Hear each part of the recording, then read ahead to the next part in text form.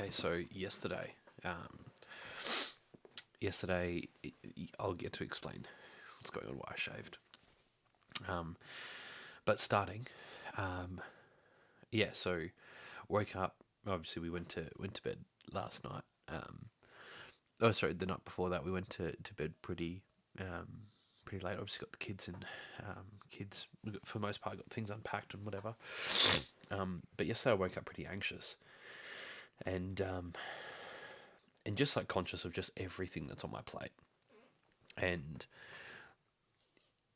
and for sure, there's some things that are like arbitrary, but there's certainly things that I'm like, man, we really want to not miss out on these opportunities and opportunity cost by not like having things in place and all these different things. Hey, so yeah, so just all this stuff on my mind and yeah, everything. So anyway, uh, I got up a little earlier than everyone else. Went and sorted out the shed, unpacked the trailer, and today was that day was my day of just getting everything done, everything I needed to get done. So I went and unpacked the trailer. Went dropped stuff back to places like took the quad back to my in laws' place because it gets more use out there than it does at our place. Um, yeah, so did that.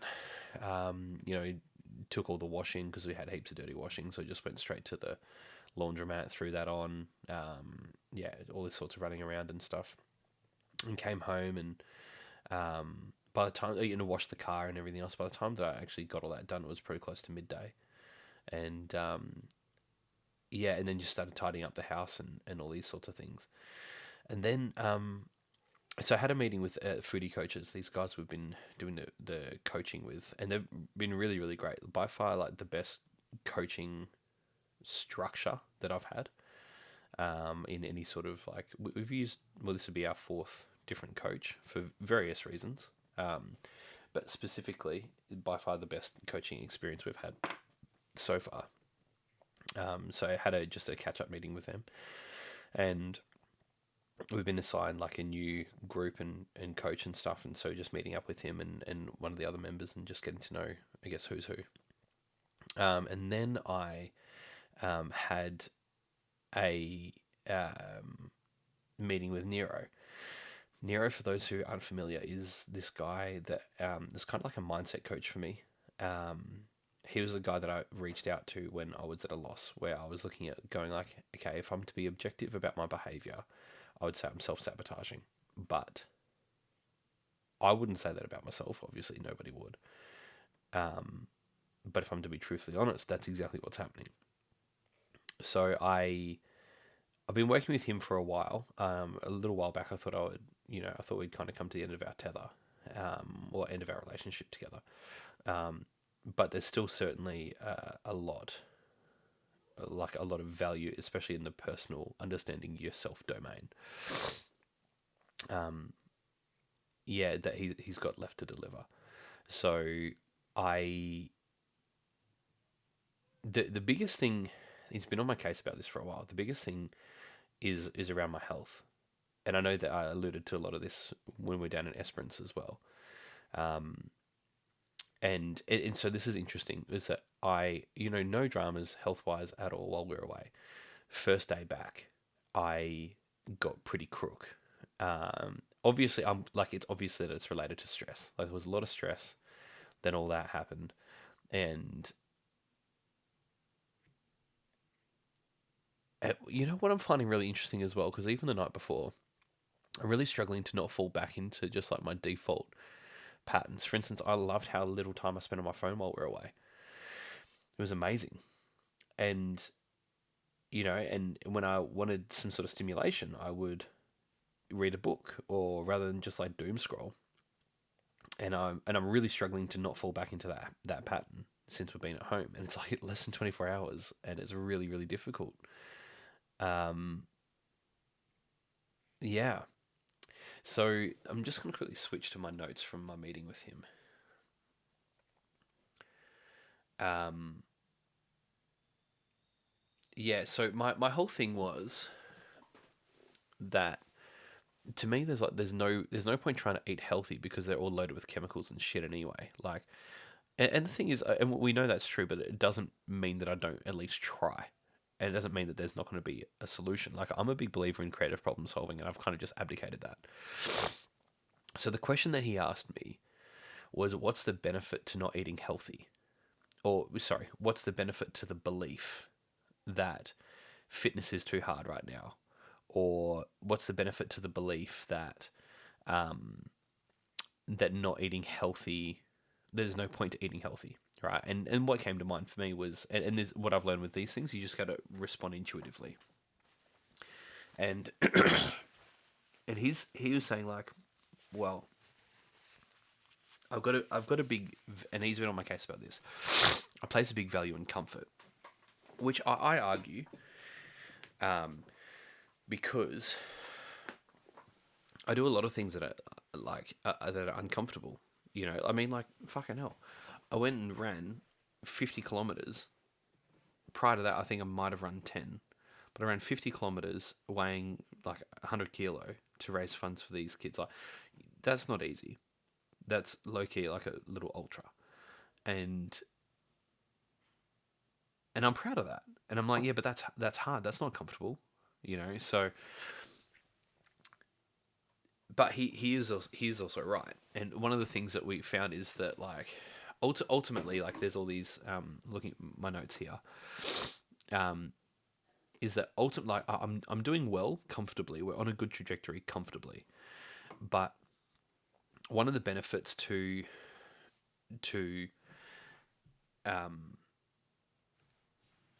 eating poorly and being unfit and stuff is that I'm able to blame someone else for my poor health, and that I don't actually have to take responsibility for it, right? Because it's on someone else's shoulders.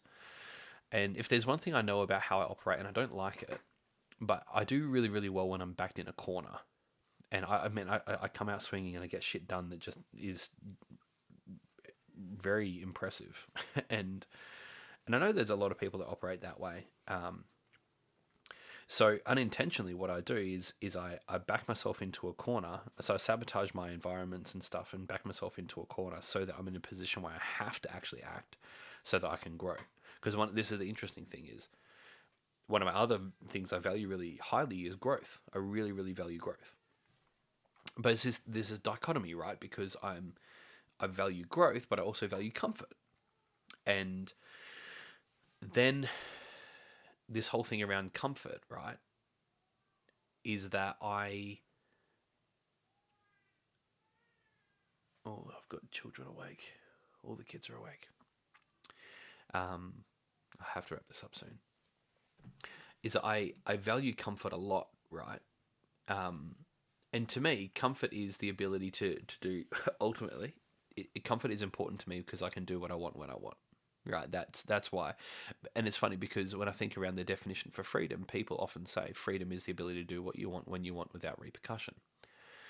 And the issue with that is that discipline is actually freedom. When you think around freedom being the ability to be able to attain something that you want, well, freedom is the ability to be able to have the discipline to go after the thing you want and do what's required, rather than abdication of responsibility. And yeah, so we kind of went through this whole activity of going like, okay, like, you know, how old was I when that first came to mind, and the first thing that came to mind was I was about, I actually can't remember the exact age, but I remember standing in our little cottage home when I was younger, and I remember my dad saying I wouldn't get out of bed for less than $1,000 a week. That was the first thing that came to mind. That was just the intuitive thing that came to mind. And the thing is, I'm not blaming him. And this is one thing I raised with Nero. I was just like, mate, everything seems like all my problems seem to come back to my old man. I was like, and I'm just sick of like pointing to him and being like, oh, you know, you're the problem and all that sort of shit, because it's so fucking, like, it's so weak. And he kind of put me in check here, and he was just like, mate, like, your interpretation of what your old man was doing is the problem. Your old man didn't do anything. What he did was neutral. You interpreted it a certain way. And I was like, okay, cool. So it was kind of good for me to be able to be like, okay, well, I can, say what I need to say without feeling like I'm just blaming him for all my problems.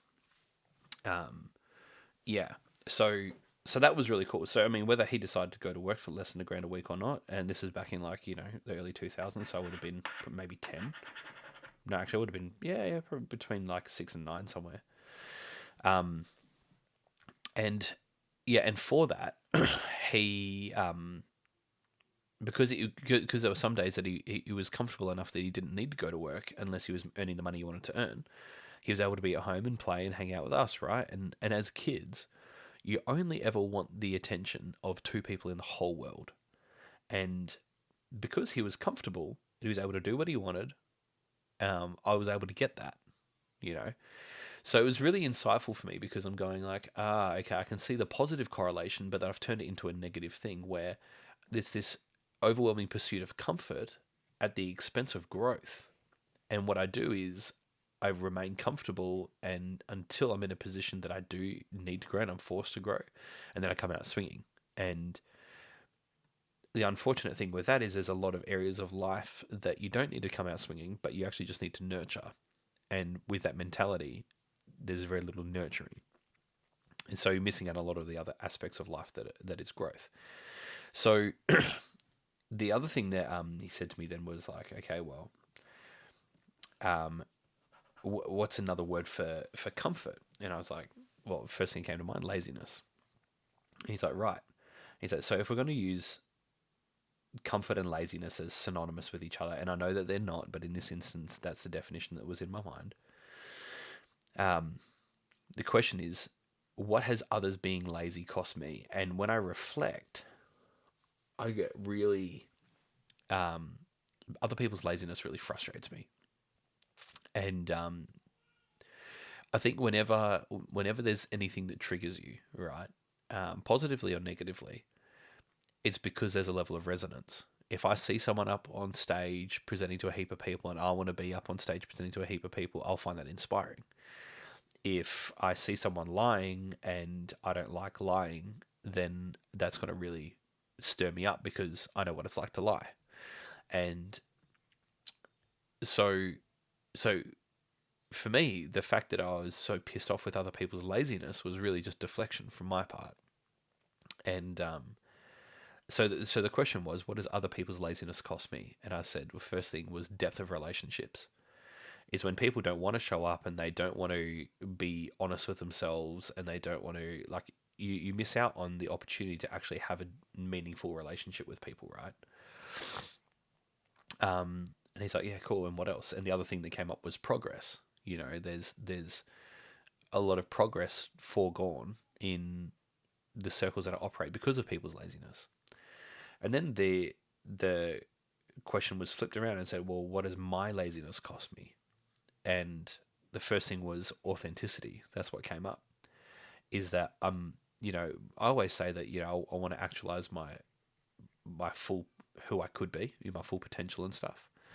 And that I'd say that is authenticity, but laziness has cost me a lot of that. Like, I am absolutely not who I could be right now. And therefore as well progress. So yeah. And so it's really interesting because I get to blame the food industry for my laziness. And that was a big thing. So then what we decided was for me to, like, I take action best when I'm backed in a corner. So what I need to do is back myself in a corner. And the truth is, I've been quite overweight. When I say overweight, I'm about 110 kilo at the moment. And I could be a lot healthier, but I've not been, and it's purely from a point of laziness.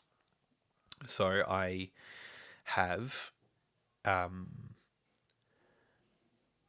what we needed to do was I was using my beard to really hide my double chin here, right, and because it was certainly there, but look at that, Jesus Christ, but by exposing it and being very, very public and vulnerable to everyone, not hopefully, cut that bullshit. Yeah, is that it's going to put me in a position where I need to take action. So now I'm like, man, I hate looking like this. I hate looking fat. I hate having a double chin. No offense to anyone who feels like they're overweight as well. But that's where I'm at from a point of self-reflection. And that's why. And the thing is, the thing was, if my beard was a fashion statement and it was to like add to my I guess self, like image aesthetic, then I'd be looking after it. But I wasn't. It was unkept, and yeah. So there you go. So the reason that I shaved my beard off was because I need to take action, and with how I guess my psychology and my mindset works at the moment, is that if I'm going to take action, then I need to put myself in a position where I'm backed in a corner so that I do take significant action. Yeah, so that's that. So yeah, so that was it. So anyway, after that, kind of debriefed with Beck, and that was cool. And I was in the office doing some work, and Beck was having a bath, and I could hear the kids in the bath with her, and it was so beautiful just to hear her. And this is like the mindset shift from Montessori already, hey. And so I'm really looking forward to embodying this a lot more as a family. But the involvement rather than the trying to like keep everything tidy and orderly, and keep the kids doing what you want them to, and not making more work for you and stuff like that.